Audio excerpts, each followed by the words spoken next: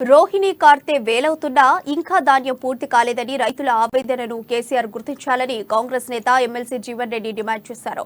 జగిత్యాల జిల్లాలో తిప్పన్నపేట ఐకేపీ కేంద్రం వద్ద ధాన్యం కొనుగోలు తీరును నిరసిస్తూ రైతులు ఆందోళన నిర్వహించారు. అన్నదాతల ధర్నాకు మద్దతుగా జీవన్ రెడ్డి ఐకేపీ కేంద్రం వద్ద గంటకు పైగా బైఠాయించారు. కేసీఆర్ కు కాలాలపై అవగాహన ఉంటే ఇలాంటి పరిస్థితి రాదని జీవన్ రెడ్డి అన్నారు. ఓవైపు అకాల వర్షాలు, మరోవైపు కొనుగోలులో జాప్యానికి తోడు తరుగు పేరుతో అన్నదాతల నిలువున దోపిడీ చేస్తున్నారని ఆరోపించారు.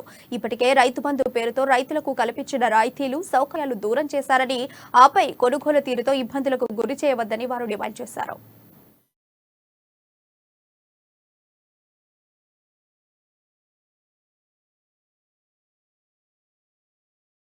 పంట అమ్ముకునే పరిస్థితి వస్తే ఆనాడు ఉమ్మడి రాష్ట్రంలో ఈ ధాన్యం సేకరణ కేంద్రాలను ఏర్పాటు చేయడం జరిగింది. ఆనాడు మీకు ఏ తప్ప లేదు, తాలు లేదు, దుమ్ము లేదు, ధూళి లేదు.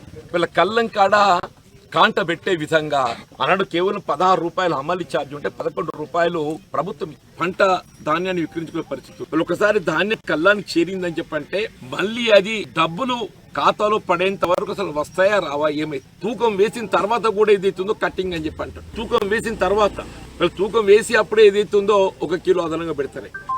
మళ్ళీ మిల్లిపోయిన తర్వాత మళ్ళీ 1 కిలో అదనంగా పెడతారు. అంటే బ్యాక్ 2 కిలోలు అని చెప్పంటే ప్రతి క్వింటల్ మీద 5 కిలోలు అదనంగా తూకం వేయడం జరుగుతుంది. నేను ఒకటే అడుగుతున్న వల్ల ప్రభుత్వ అధికార యంత్రాంగాన్ని, వీళ్ళు మీరు రైస్ మిల్లుకి చేరుకున్నటువంటి ఒక మిల్లును విధిగా మీరు ఎలక్ట్రానిక్ వేవ్ బ్రిడ్జ్